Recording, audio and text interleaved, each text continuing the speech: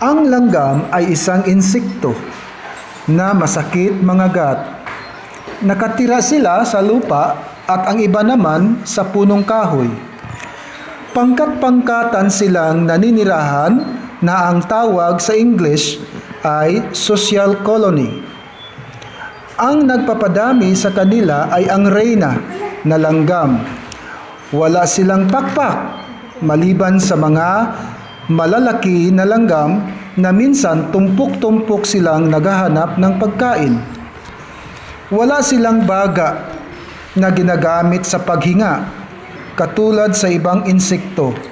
Kumukuha ang mga langgam ng oxygen sa pamamagitan ng openings sa kanilang tiyan na tinatawag na spiracles na tumatanggap ng oxygen para mapanatili ang kanilang pagtatrabaho at aktibo.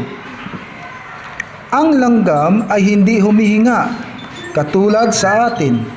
Sila ang kumukuha ng oxygen sa pamamagitan ng mga maliliit na butas sa lahat ng kanilang parte ng kanilang katawan.